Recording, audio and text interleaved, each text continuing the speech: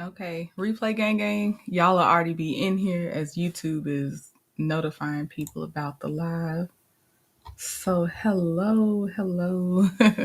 Okay, I see it went a little faster this time. Hey, Mama Bees. Bama girl, hey Pat B, Miss Main Event, Sound Check, Annette is in the building. All right, it looks like everything is good to go. So shout out to my reasonable doubters over here at Legal at Some Point. And we are about to get started again. As the thumbnail showed, UMG uses Drake's lyrics against him. I was trying to work some editing magic to see if I could actually play the lyrics that the lawsuit goes over, but it still picked it up as copyright. So I just have to read them. It won't be as great as actually hearing them, but here we are. So, okay. So UMG, obviously Drake is suing UMG. Aubrey Drake Graham is suing UMG. And UMG is like, actually, we would like for this whole lawsuit to be dismissed.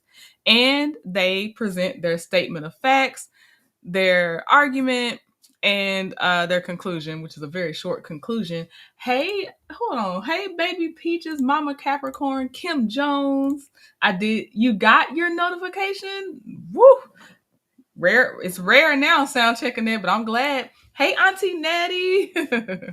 Okay, so let's get into it. UMG is not playing with Drake, period. And Drake is signed to UMG as Kendrick Lamar is under like maybe a subsidiary, but they are both signed to UMG in different ways. So, okay, so even before the intro, UMG starts, okay? Um, I'll try to do it like this so y'all can see some of it, but some of it y'all just won't see. Hey, okay, notification. Hey, Mary White. So UMG starts off by saying they're quoting Drake. This is the old song. It was Drake and Trey songs, but it's part of a rap that Drake says. And he's like, yeah, I want it all. That's why I strive for it. Diss me. You'll never hear a reply for it. That was early 2000s. And that was a song Successful. And it says Plaintiff, one of the most successful recording artists of all time, lost a rap battle that he provoked and in which he willingly participated. Instead of accepting the loss like the unbothered rap artist he often claims to be, he has sued his own record label in a misguided attempt to salve his wounds. Plaintiff's complaint is utterly without merit and should be dismissed with prejudice. And here's the introduction. In the spring of 2024, two of the most popular recording artists in the world, Kendrick Lamar and Aubrey Drake Graham, or Plaintiff, engaged in a high-profile rap battle. Over the course of approximately 2 months, they exchanged increasingly vitriolic and incendiary diss tracks, sometimes responding within hours of each other. Drake encouraged the feud. For example, when he felt that Lamar was taking too long to respond, Drake released a second recording in which he goaded Lamar to continue the public rap battle. Lamar did just that. And collectively, Drake and Lamar released a total of 9 tracks aiming at each other. Multiple commentators declared Lamar to be the winner of the battle. Hold on, let me make sure I'm at the. Okay. I'm happy to be here. I missed y'all too. Okay, so it says, Not Like Us, the penultimate track in the feud, is the subject of the complaint. The recording and music video were released by Lamar through defendant UMG on May 4th, 2024. Not Like Us was a massive commercial and artistic success. The record was the best-selling rap recording of 2024 and won the Grammy Award for Record of the Year, and the accompanying music video won the Grammy Award for Best Music Video. The song, Not Like Us, won the Grammy Award for Song of the Year and has become a ubiquitous cultural phenomenon, among other things. Lamar performed the song at the 2025 Super Bowl halftime show to a record audience, and Saturday Night Live parodied it in its recent 50th anniversary special.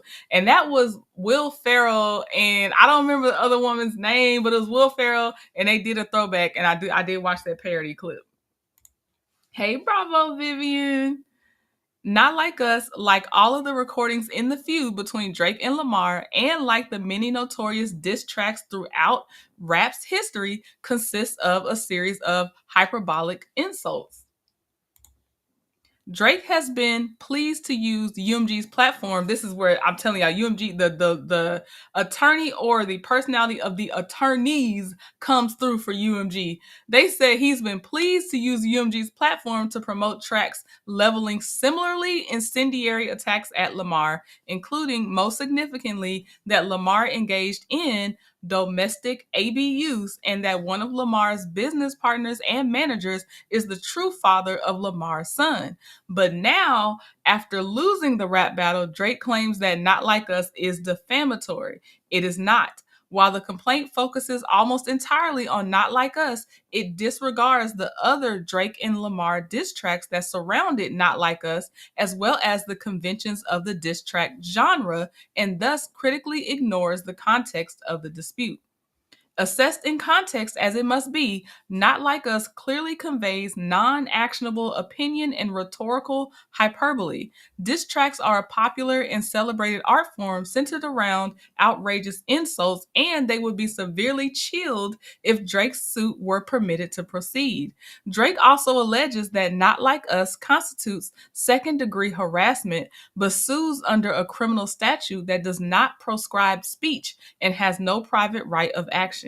Finally, Drake claims that UMG's promotion of Not Like Us violates New York General Business Law 349, but fails to allege any of the elements for that claim.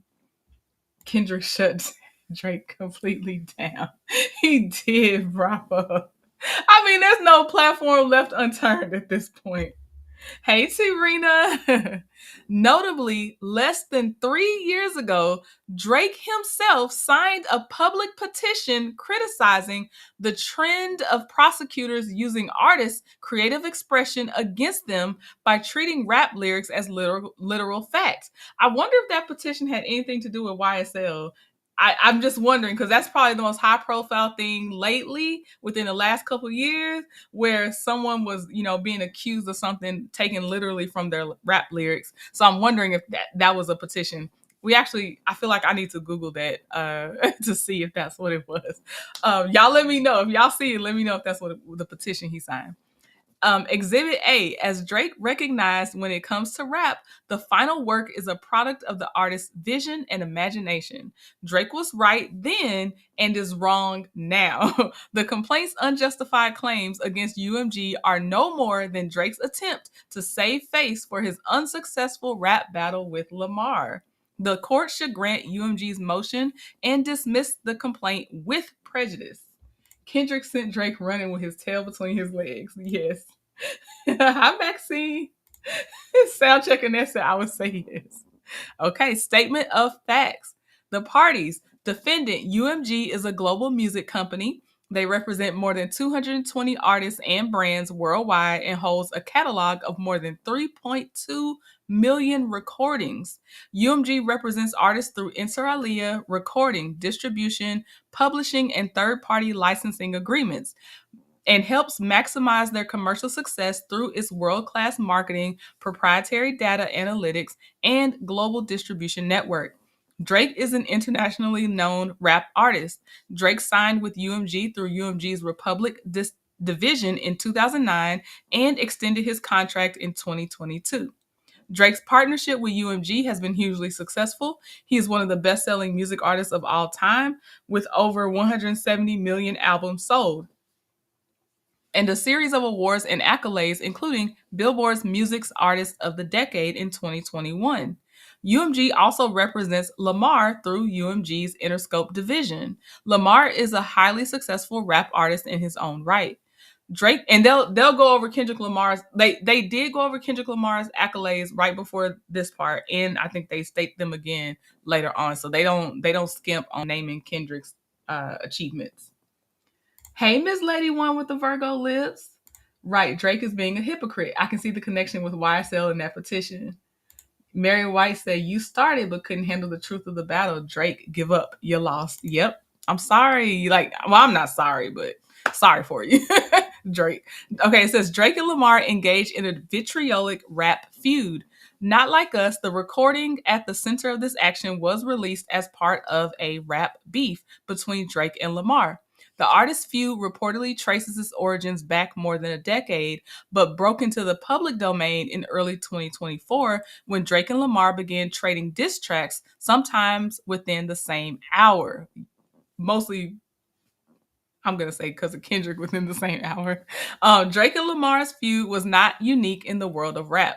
Rap feuds where artists trade diss tracks insulting each other have existed pretty much since the beginning of rap in the 1970s. A number of storied feuds have occurred throughout rap history, including the Roxanne Wars involving Roxanne Shante and the rap group UTFO, as well as feuds between Nas and Jay-Z, Lil' Kim and Foxy Brown, and Megan Thee Stallion and Nicki Minaj. Drake is a prolific rap feud combatant, having traded diss tracks with a number of artists, including Pusha T and Meek Mill.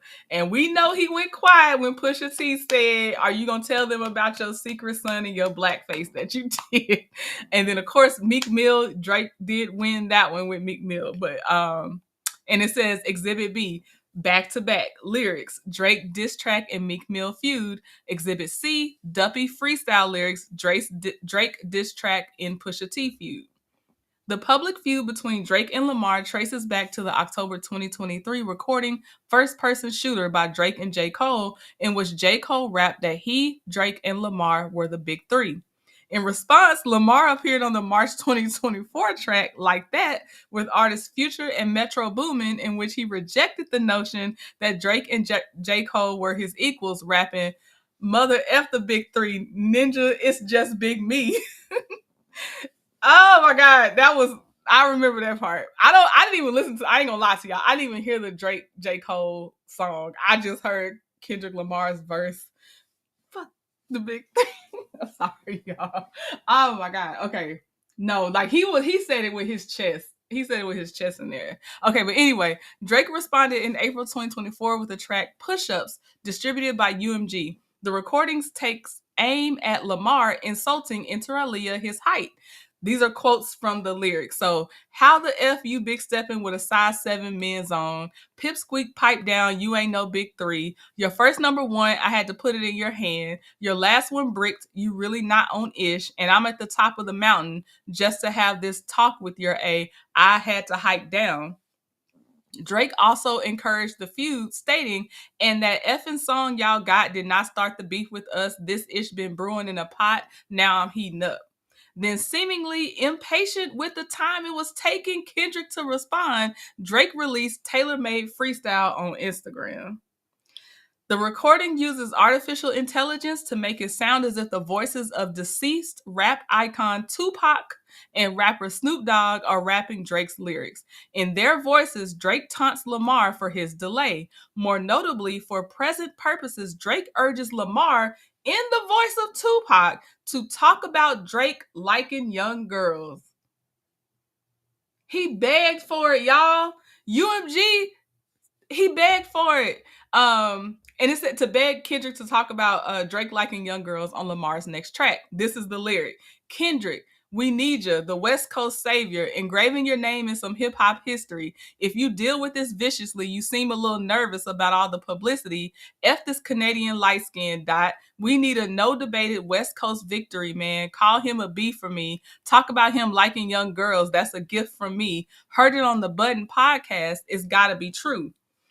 This is Drake's lyrics, but he AI'd it for Tupac, the part I just read. Then, in the voice of Snoop Dogg, Drake did the AI voice of Snoop Dogg, and this is what the lyrics were. But still, you got to show this effing owl who's boss on the West. Now's the time to really make a power move, because right now it's looking like you writing out the game plan on how to lose, how to bark up the wrong tree, and then get your head popped in a crowded room. World is watching this chess game, but are you out of moves? I also want to state a few downfalls for Drake. First of all, Drake's biggest fan base has always been women. It was not men. Men did not respect Drake as a rapper. He had some, they would do it for the money, or like the artists would do it for the money, but overall his base was women. Drake slowly went down when he was harassing Serena, which I read, and I never knew for him for sure to be dating. It was a rumor, but he didn't date Serena from what I read. He was harassing her, like uh saying things to get her attention, but they never dated. He was just always like, ugh, like messing with Serena. I guess when she rejected him, then he started saying bad stuff about her. Then with Megan Thee Stallion, you know, he did that thing about her, like how basically she got injured in her foot from the shot, and you know that Tory Lane shot towards the ground, fragments got in her foot. He talked about, you know, basically shooting a horse and all this other stuff. So he was harassing two women. Most of his fan base is like, we like them. What the heck are you doing? And then also he went from being more of the certified lover boy to I don't like women almost. Like it was a weird so it was a lot of things where his base kept going down, and most of his base was women. So there you go. So then you also disrespect the memory of Tupac and AI his voice, and you, like most people say, you kind of cosplay Black American culture. You cosplay a lot of people Caribbean culture. He was cosplaying a lot of people culture. But so then you disrespect Tupac with that. With the Snoop Dogg one, I don't know if they took it as bad, but it's West Coast, so they probably did. So yeah, he was just going down. This was like the worst mistake before Not Like Us even hit. In my opinion, he set himself up for the fall. He asked for it, Kendrick delivered. Yeah. Maxine said, yes, he did ask for it. And Kendrick tells him, I just wanted to battle, but you took it low talking about my family.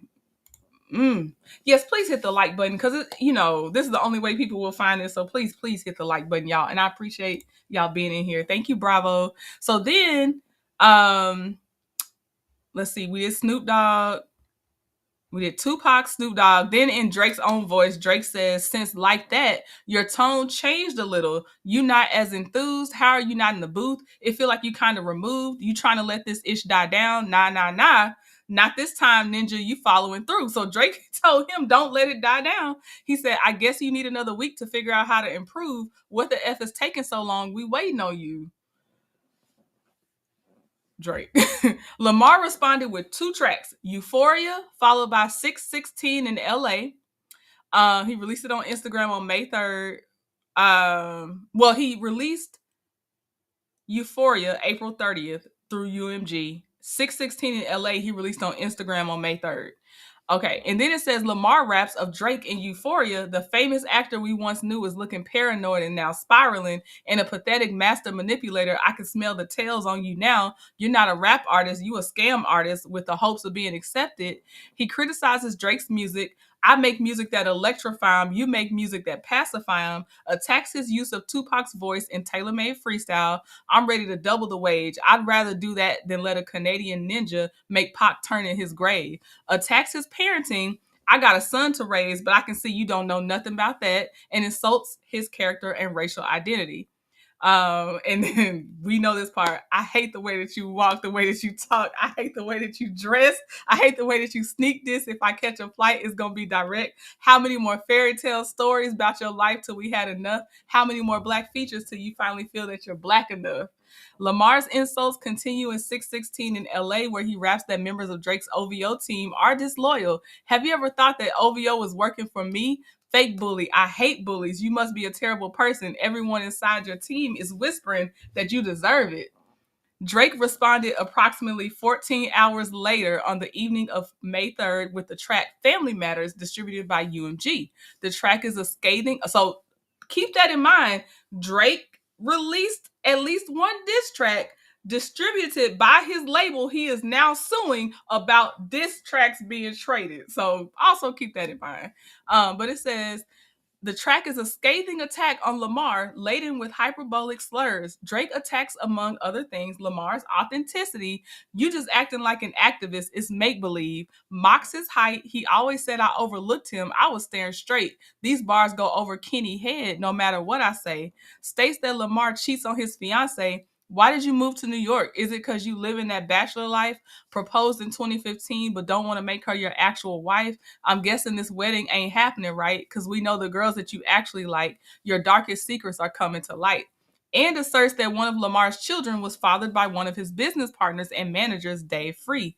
Your baby mama captions always screaming, "Save me. You did her dirty all your life. You trying to make peace." I heard that one of them little kids might be Dave Free. Don't make it Dave Freeze, because if your GM is your BM, secret BD, then this is all making plenty effing sense to me.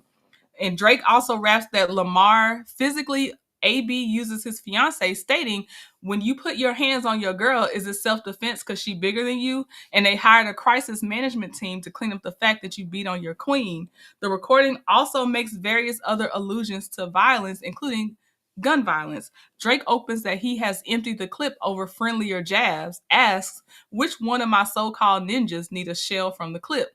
And raps, "Come get this A-whooping, I'm handing them out." The track closes with Drake stating, "You're dead, you're dead, you're dead. There's nowhere to hide, there's nowhere to hide." Multiple gunshots also sound at various points in the recording. Lamar responded with two more back-to-back tracks, Meet the Grams, followed by Not Like Us. And Meet the Grams, released approximately 30 minutes after Family Matters, Lamar directs his insults to various members of Drake's immediate family and to Drake himself. Not Like Us was released on May 4th. Like the diss tracks before it, Not Like Us consists of hyperbolic insults. Exhibit A, Lamar calls Drake names. "Why you trolling like a bee? Ain't you tired?" And it was God's plan to show y'all the liar. Mocks Drake's OVO brand and image. What's OVO for? The other vaginal option? Pussy. And what is the owl? Bird ninja and bird itches. Makes hyperbolic threats of violence. You think the Bay gonna let you disrespect Pac in? I think that Oakland gonna I think that Oakland show gonna be your last stop in. Attacks Drake's personal relationships, including alleging that Drake had relations with rapper Lil Wayne's girlfriend, effed on Wayne girl while he was in jail, that's conniving, and calls him a effing colonizer, inferring Drake exploits other artists for fame and financial benefit. Taking up Drake's invitation and tailor-made freestyle to talk about Drake liking young girls, Lamar also makes various statements at issue in the complaint, including, "Say Drake, I hear you like them young. You better not ever go to cell block 1. To any B that talk to him and they in love, just make sure you hide your little sister from him. Why you trolling like a bee? Ain't you tired? Trying to strike a chord, and it's probably A minor." Yep. He asked for it. He literally asked for it. I don't know what Drake wants at this point. He also raps, and Baka got a weird case. Why is he around? Certified lover boy, certified pedophiles. Wow. So, Kendrick, this is the best ever. And UMG quoting the lyrics in this dismissal is, I was getting my life. Okay. Anyway, so let's see. What did he say? Oh, and your homeboy need a subpoena. That predator moves in flocks. That name got to be registered and placed on neighborhood watch. Drake responded the following day with the Heart Part 6, boy, by, I'm sorry, y'all. I'm in my feelings about this. There, Drake doubles down on his statement that one of Lamar's children was fathered by Mr. Free. And why isn't Whitney denying all the allegations? Why is she following Dave Free and not Mr. Morale? Dave leaving heart emojis underneath pics of the child. And like, if Dave really effed your girl and got her pregnant, talk about breeding resentment. And reiterates his claim of domestic abuse. I don't want to fight with a woman beater. It feeds your nature.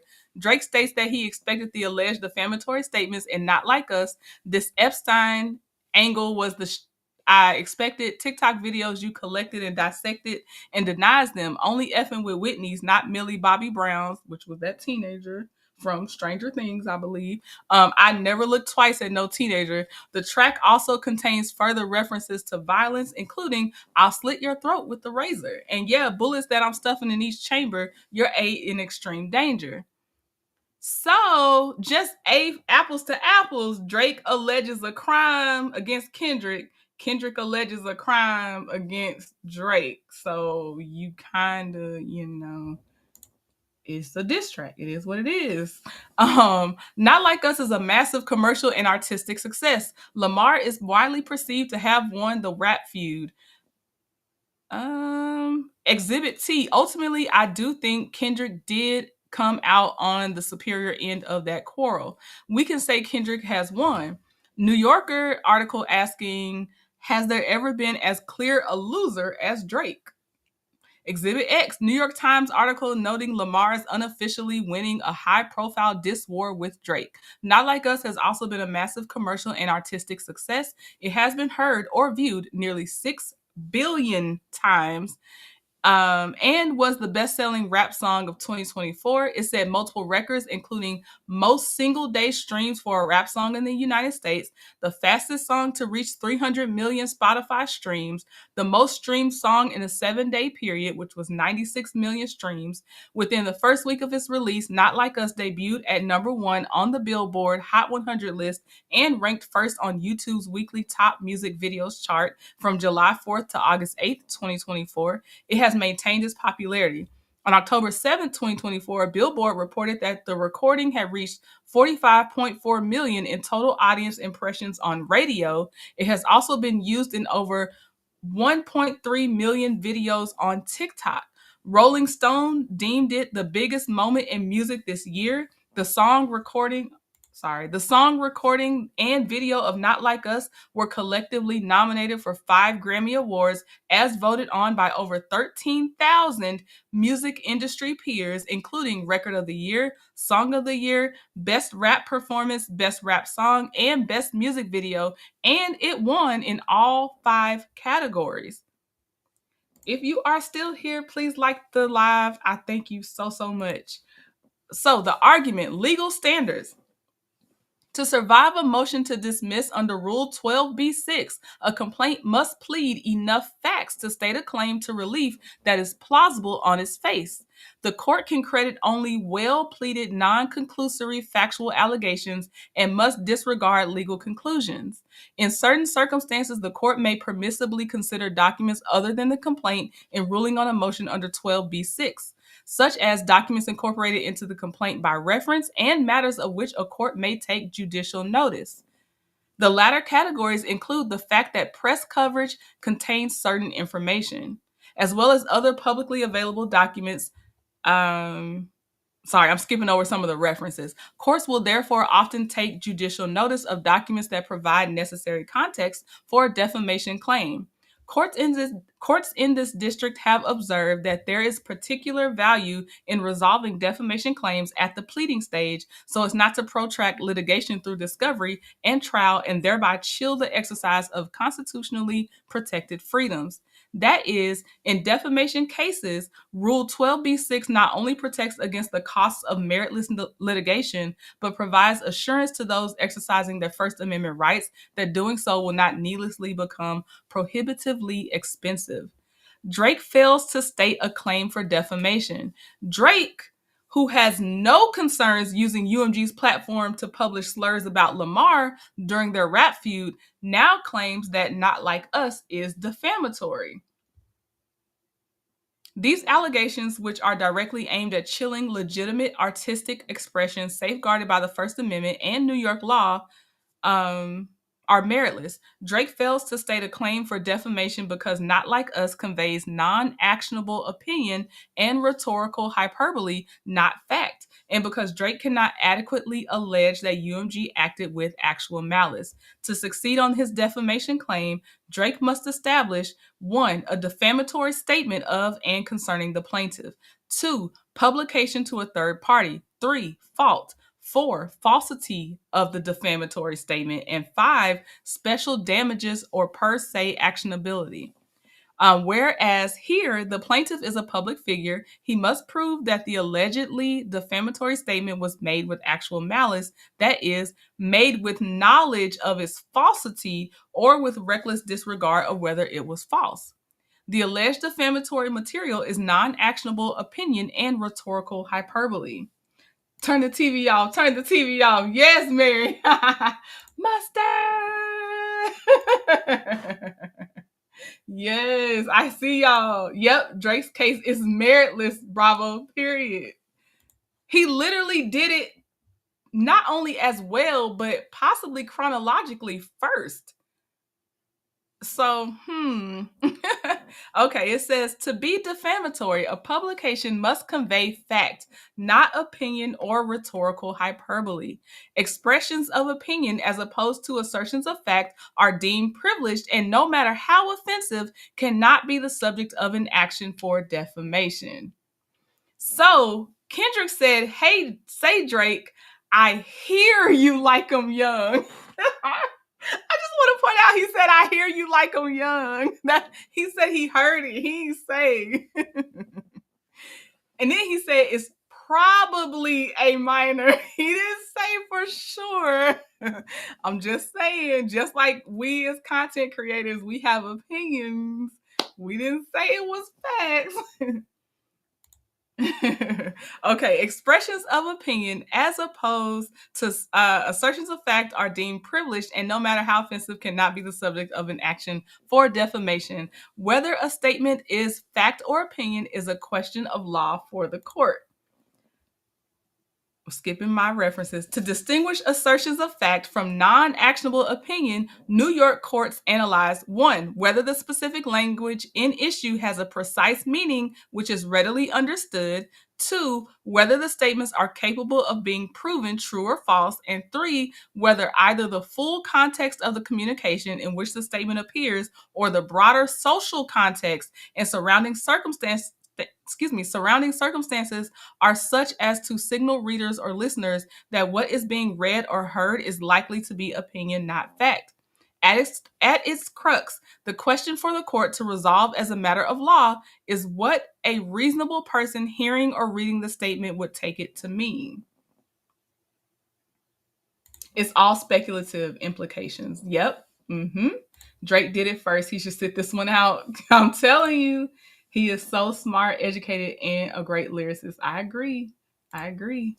Hey, Brenda. Okay, it says in this assessment, context is key. The Court of Appeals of New York has consistently focused its analysis on the overall context in which the complained of assertions were made.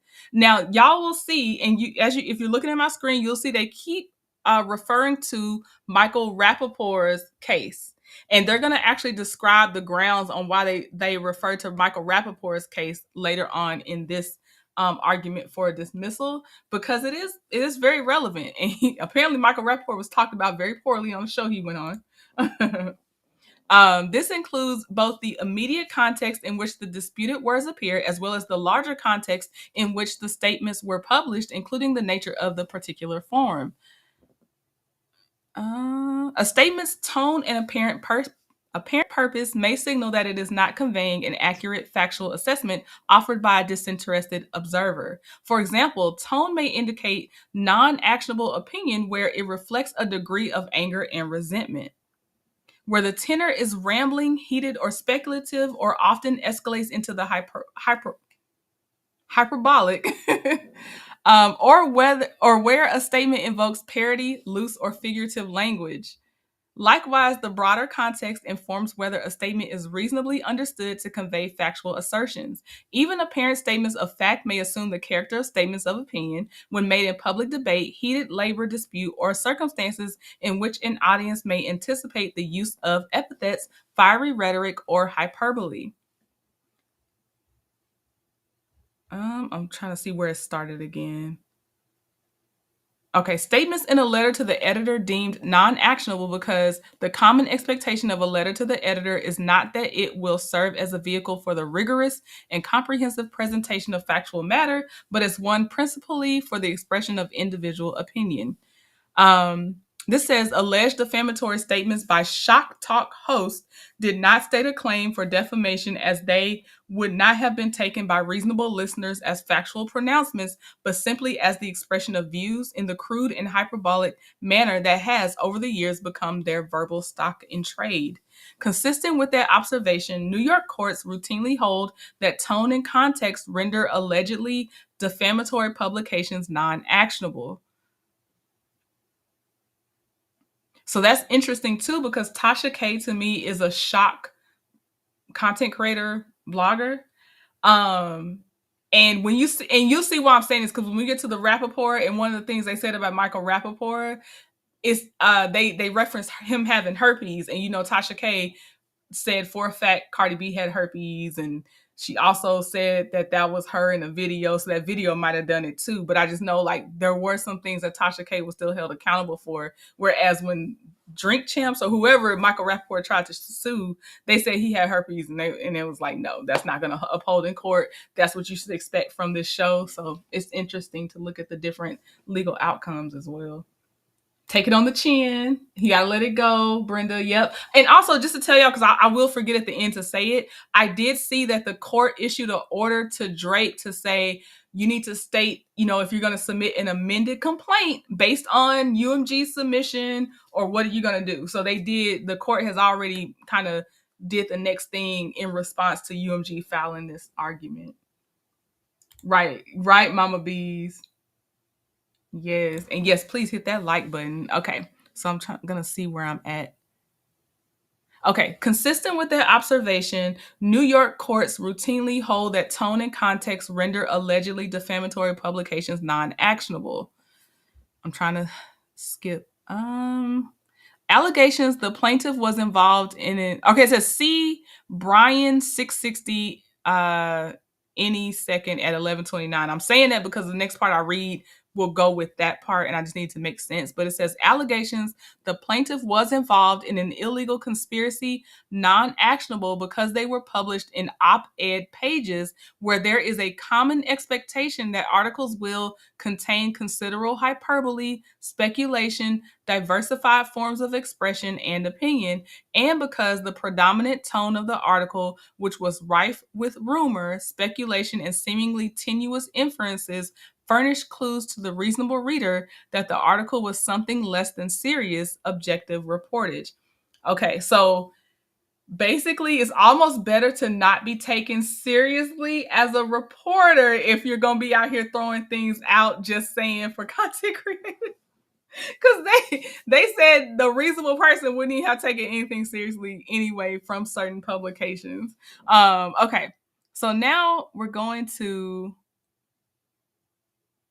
the recent case of Rappaport versus Barstool Sports. I said Drink Champs. Barstool Sports is particularly instructive.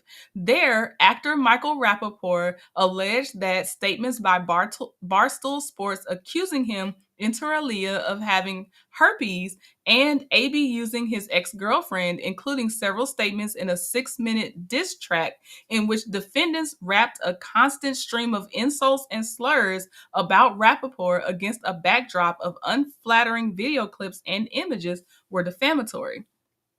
Okay, so the district court rejected the claim as a matter of law. The statements were largely laden with epithets, vulgarities, hyperbole, and non-literal language and imagery delivered in the midst of a public and very acrimonious dispute between the Barstool defendants and Rappaport that would have been obvious to even the most casual observer.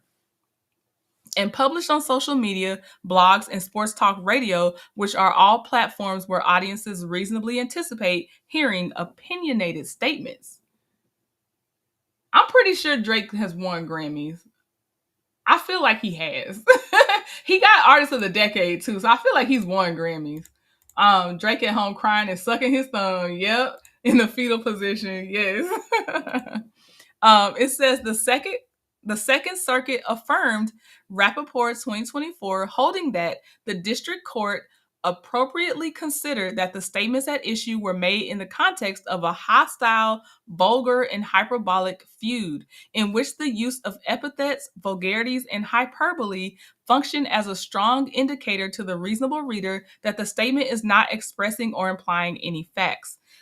These conclusions apply equally here, considered in context as is required. Not like us conveys hyperbole and opinion, not facts. Looking first to its tone, the 4 1/2 minute rap diss track consists of a series of epithets, fiery rhetoric, and hyperbole, endemic to the rap genre. Not surprisingly, given the context, the recording reflects a considerable degree of anger and resentment, and exaggerated vitriolic words pervade the recording to attack all aspects of Drake's life, including his career, authenticity, brand, relationships, and character. Exaggerated imagery in the music video reinforces that Not Like Us is not intended to reflect factual analysis. For example, the video opens with Lamar whispering to a clown that he sees dead people, a nod to the film The Sixth Sense, implying hyperbolically that Drake has been defeated in the rap battle. The video also shows Lamar beating an owl pinata with a disclaimer: no OV hoes were harmed during the making of this video. And staring down an owl in a cage, this imagery reinforces the non-factual nature of Not Like Us. Indeed, no reasonable listener would require a disclaimer that the pinata is not literally Drake and his crew. The imagery is satirical and vitriolic, all of which signals to the audience that the video does not convey sober, factual analysis. Yes, he is J28T. Likewise, the album image of Drake's Toronto house is obviously doctored, further underscoring the non-factual nature of Not Like Us. Again, no reasonable viewer would believe that the image of Drake's Toronto mansion with 13 sex offender markers is real. The image is hyperbolic and exaggerated, conveying opinion, not fact. The broader context also reinforces that Not Like Us is non-actionable. Not Like Us did not emerge out of thin air. It was Lamar's culminating diss track in one of the nastiest lyrical warfare rap feuds in recent history. It followed the release of 7 preceding tracks in which Drake and Lamar hurled increasingly vitriolic allegations at each other, including Drake's slurs that Lamar's son was fathered by someone else and that Lamar cheats on and physically abuses his fiancée.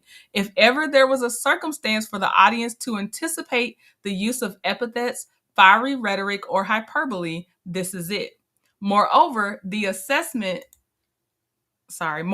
assessment of the broader context makes clear that Not Like Us relates to well-known controversies that Drake himself acknowledged and perpetuated.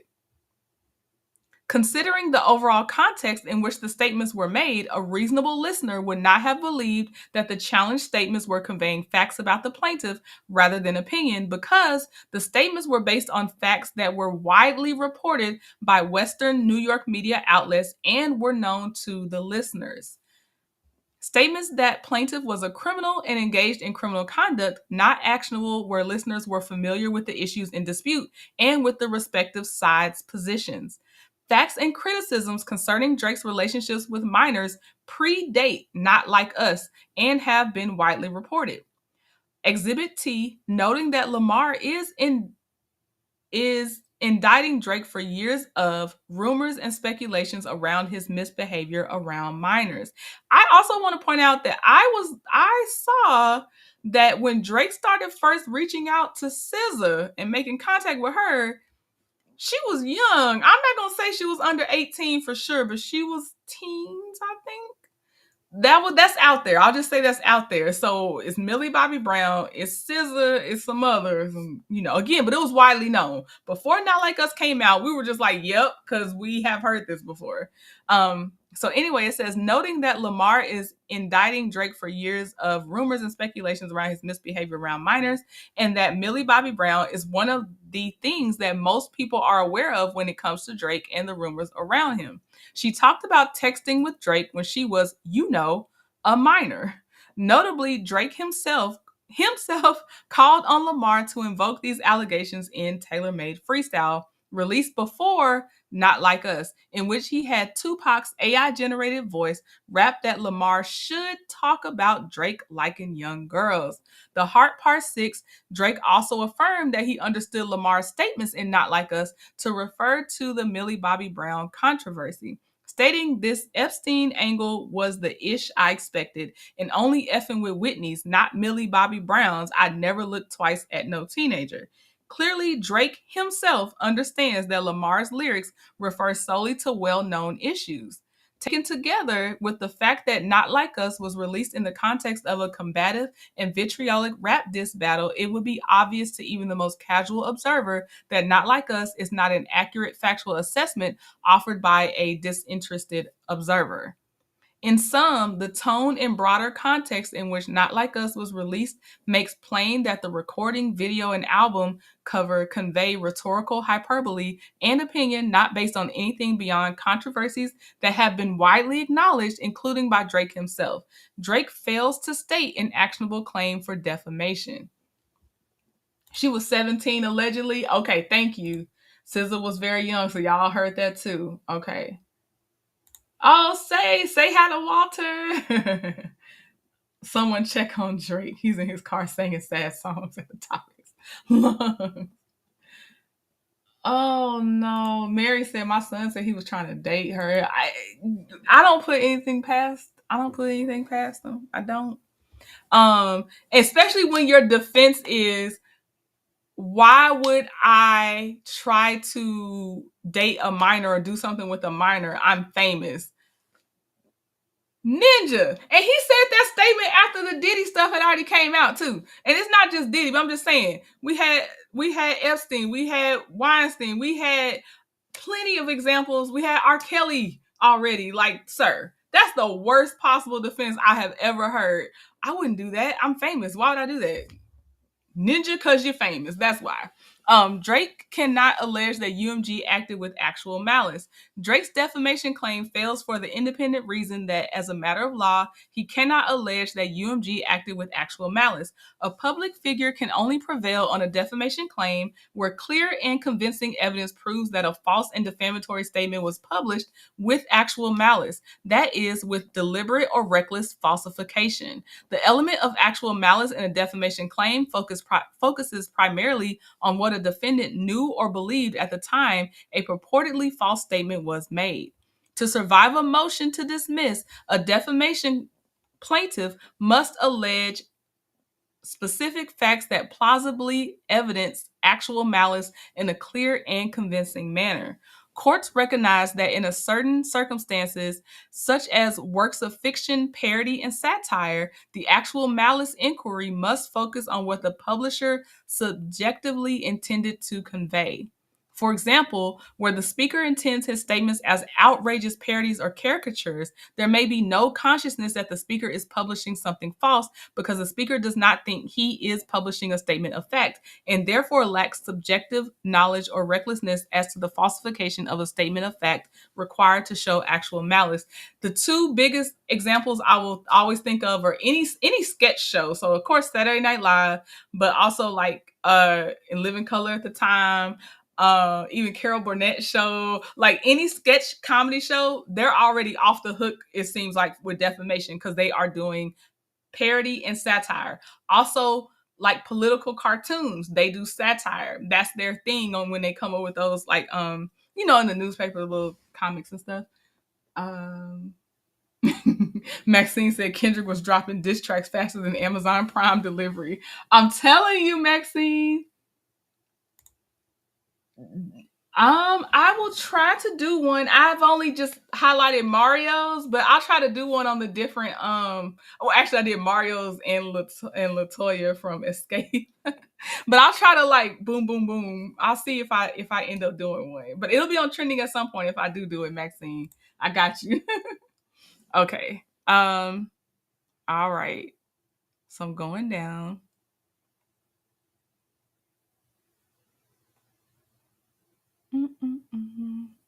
Okay, so we're going to start here. It would seem too simplistic in the case of a fictional or satirical work simply to question whether the author-publisher had the subjective intent to publish a falsity, since such works are not intended to convey truth. So to here, there is no basis for a claim that any person at UMG had the subjective intent to publish false factual statements about Drake. UMG released a rap diss track conveying fiery rhetoric and insults, not factual assessments, much less false ones. UMG engaged in the same conduct when it distributed Drake's Family Matters, in which Drake rapped that Lamar engages in domestic abuse and is not the father of his son. So yeah, had they refused to release Drake's diss tracks, he maybe could have done something with suppression, still not necessarily maybe defamation, but definitely like Drake, that's your platform too, that you also sent out your diss tracks. Like, it's just weird that he thinks this makes sense. Much like parody and satire, hyperbole, exaggeration, and insults are endemic in rap, particularly in diss tracks. Rappers know that their lyrics are exaggerated and non-factual. That is part of the craft. The actual malice question is therefore what UMG intended to convey. And Drake has not alleged any specific facts plausibly evidencing in a clear and convincing manner that anyone at UMG intended to convey or indeed believed that the public would understand Not Like Us as conveying anything other than what it was, an incendiary diss track. Drake fails to state a claim for harassment in the second degree. Drake further asserts a criminal claim for harassment in the second degree on the theory that Kendrick Lamar issued a call to violence against Drake and Not Like Us with threats of violence, and that the song thus amounts to incitement. This claim fails for multiple reasons. First, there is no private right of action. Where a penal statute does not expressly confer a private right of action on individuals pursuing civil relief, because this is a civil suit, recovery under such a statute may be had only if a private right of action may fairly be implied. This requires considering whether creation of such a right will be consistent with the legislative scheme, which is not the case when there are alternative enforcement mechanisms. Section 240.26 does not satisfy this test because nothing distinguishes it from every other run-of-the-mill criminal statute that lacks a private right of action. Rarely is there a private right of action under a criminal statute. As a general rule, when a statute is contained solely within the penal law section, the New York legislature intended it as a police regulation to be enforced only by a court of criminal jurisdiction. So this whole part of suing civilly for incitement, there is no civil statute is what UMG is saying. Like, this is you got to go criminal if you think that he tried to incite violence against you. You're in the wrong section, Drake. Exactly. Drake was trying to diss just as hard. Epic fail, but yeah, he was doing it. Right. You had to be about 10. I don't know. I was young. I don't remember, but I know I was in there watching stuff. I don't even know if I was technically supposed to be watching at my age, but I watched it. Thank you, Mary. Thank you. I call them my Wicked glasses because I like them because of Elphaba wearing them in Wicked. Okay, gonna keep going. As with other criminal statutes, the fact that second-degree harassment is included in the penal law, giving police officers the ability to enforce its provisions, means that a private right of action is inconsistent with the legislative scheme. Courts therefore routinely hold that 240.26 does not create a private right of action. Even if this statute did have a private right of action, the harassment claim would fail. The statute requires that UMG act with intent to harass, annoy, or alarm Drake. New York Penal Law 240.26. But at most, Drake merely asserts an intent to devalue Drake's music and brand in order to gain leverage in negotiations, which is not an intent to harass Drake. So I wonder, since he extended his contract in 2022, maybe he extended for just maybe 2 or 3 years. He's coming up for contract negotiations, and so he's trying to strong arm them, which he must not either. He can't want to renew his contract with UMG. He's suing them now, but he must be coming towards the end of his extension of his contract. The fact that he's trying to say devalue. Oh, duh. If he's coming to the end of his extension of his contract, that means he's shopping around for his next label or whoever might take him. And this is devaluing him that he lost this rap battle. And that's to UMG's advantage is what I think he's trying to argue. That's what it sounds like to me. Hey, Cece. Okay. Okay. It says, and regardless, this allegation is speculative, conclusive. Oh, goodness. Let's start again. And regardless, this allegation is speculative, conclusory, and illogical. Drake does not even attempt to explain how a contract with Drake would be more profitable for UMG if Drake was devalued. After all, any decreased leverage would presumably come from decreased revenues and thus decreased profits, I'm going to say on behalf of UMG. Moreover, Drake's allegations are contradicted by his allegations that UMG had the opposite incentive with respect to re-signing Lamar. Furthermore, 240.26 does not proscribe pure speech, which is what is at issue here. Indeed, if 240.26 did proscribe speech, then it would be struck down. The New York Court of Appeals has invalidated multiple laws that purport to criminalize harassing speech. I'm going down after the references. Not even if Drake could surmount, oh, sorry, not even. Next, even if Drake could surmount these obstacles, his claim would still fail because he cannot meet the constitutional test for incitement in any event. Under the First Amendment, incitement can be proscribed only where the speech is directed to inciting or producing imminent lawless action and is likely to incite or produce such action. There are two requirements. The speech must be both intended to produce and likely to produce imminent disorder. They emphasize the word imminent. Neither is satisfied. First, even accepting Drake's nonsensical theory that UMG wanted to devalue his brand, Drake never alleges that UMG specifically intended to cause violence against him, and any such allegation would be utterly implausible. Second, the lyrics of Not Like Us are not likely to incite or produce imminent lawless action, or even qualify as speech which alarms or seriously annoys. It is a rap diss track. Drake attempts to contort violent metaphors in the lyrics into incitement.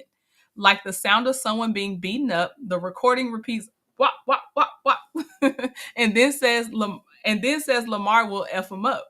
But as explained above, hyperbolic and metaphorical language is par for the course in diss tracks. Indeed, Drake's own diss tracks, here it comes again, his lyrics coming back to haunt him, employed imagery at least as violent, such as gunshots, and lyrics like, you're dead, there's nowhere to hide, I'll slit your throat with a razor. Yeah, bullets that I'm stuffing in each chamber, you're in extreme danger.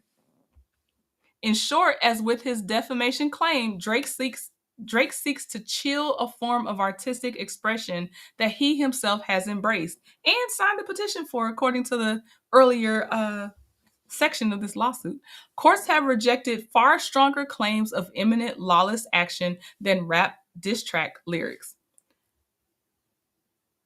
For instance, they said that it was NAACP versus Claiborne Hardware Company, and there was a statement that said, if we catch any of you going in any of them racist stores, we're going to break your damn neck.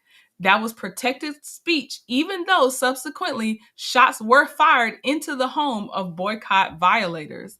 Well, that is an extreme example. That's crazy. Finally, Drake fails to allege, because he cannot, that UMG acted with no legitimate purpose in publishing and promoting Not Like Us. The phrase "no legitimate purpose" means the absence of a reason or justification to engage someone other than to hound, frighten, intimidate, or threaten. Here, Drake expressly alleges that UMG's motives with respect to Not Like Us were financial. Seemingly recognizing this deficiency, Drake alleges that while its initial motive was financial, UMG lost any legitimate purpose to continue its course of conduct in the face of Drake's public and private denials. But this, I think they mean maybe I'm not reading it well, but this a cursory legal conclusion. Drake's denials about the song have nothing to do with whether UMG's motivations were solely to hound, frighten, intimidate, or threaten, which by Drake's own admission, they were not. Drake fails to state a claim under New York GBL 349. Finally, Drake purports to bring a claim under New York General Business Law 349, which he asserts UMG violated by covertly financially incentivizing third parties to play, stream, and promote the recording, and then by making materially false and misleading representations of the recording's popularity to consumers. And the recording would be Not Like Us. Okay, I had to check my thing. Sorry. Okay, I was checking my stream. I thought it had ended on me for a second. These allegations are entirely bogus, but in all events, fails to state a claim. To state a 349 claim, a plaintiff must allege that 1. The defendant's conduct was consumer oriented, 2. The defendant's act or practice was deceptive or misleading in a material way, and 3. The plaintiff suffered an injury as a result of the deception. The centerpiece of this claim was the utterly false assertion that UMG used bots to stream Not Like Us. Drake based this theory on the claim that an anonymous individual alleged on a Twitch stream that Kendrick Lamar's label, i.e. Interscope, paid him via third parties to use bots to achieve 30 million streams on Spotify in the initial days following the Not Like Us's release. But this claim is then directly refuted by the very source that Drake cites. In the Twitch stream, the anonymous speaker, already a dubious source, claims that he was hired by Anthony Saleh, who is Kendrick Lamar's manager. UMG Interscope are never accused. Critically, after UMG notified Drake's counsel of the falsity of Drake's allegation via a Rule 11 letter and accompanying Rule 11 motion, Drake conceded the falsity and agreed to withdraw and correct the meritless allegation. So they confronted him with the Rule 11 letter. You acknowledge that, yeah, he made a false claim and he was supposed to withdraw it and correct it, and he not until maybe after they filed this argument did he actually withdraw it, if he has still withdrawn it at all. Despite this concession, Drake has refused to actually amend the complaint to withdraw admittedly false allegation until after UMG files this motion to dismiss. What is left of the 349 claim after subtracting the bogus stream manipulation theory is equally spurious. As an initial matter, all of the remaining allegations are made on information and belief without stating the basis therefor. Drake has also received information that UMG engaged in a classic pay-for-play scheme by paying to increase the airplay of the recording on the radio. On information and belief, UMG employed a similar scheme by paying social media influencers to promote and endorse the recording and video. This is, of course, improper pleading and warrants dismissal. So, just so y'all know, in Drake's claim, which I did read Drake's claim if y'all want to go back and look at that, but he claimed that, how did he put it? Oh, because YouTubers, we could play Not Like Us and it wouldn't give us a copyright strike. And so they were saying UMG did that to incentivize people to go even harder against Drake and blah, blah, blah. And it's like, I just think it was a cool thing to do. That's all I know. But I think even now, if a content creator chose to play Not Like Us, it would not give them a copyright strike. And Drake did not like that. Yes, Brenda, Drake started it. Like, according to the documented parts, he started it. I don't know. But also, like they were saying, Kendrick said he just wanted to keep it to battling. You didn't have to go to the family. We could have kept this on our talents, but Drake took it there and Kendrick finished it. Hey, Girlfriend Chronicles. Right, where is his proof? He's just stating stuff. That's exactly UMG's point. What proof do you have besides this anonymous person on Twitch that contradicted themselves in the same stream, apparently? Hey, Wordsmith. Okay. So we're going to keep going down. Moreover, 349 requires a plaintiff to allege that he suffered an injury as a result of the deception. Drake does not assert that any of UMG's other supposedly deceptive conduct injured him, save for putative misstatements concerning the popularity of Not Like Us on the radio. Plaintiff was separately injured as a direct and proximate result of defendant's deceptive acts and practices in the radio industry, because every time the recording was played, Drake lost the opportunity for one of his songs to be played. But these allegations are insufficient. Even more so, this is not Cadillac Records, okay? The airwaves are boundless now. The internet is boundless. I can stream both songs at the same time. You are not losing one because another's being played. We're not in that time anymore. So that's kind of antiquated to even try to claim that as well. That's not true. Like, people literally, look at how when we support people we like, we will have 2-3 devices going. Squabble up. Squabble up. Yes, sound checking it.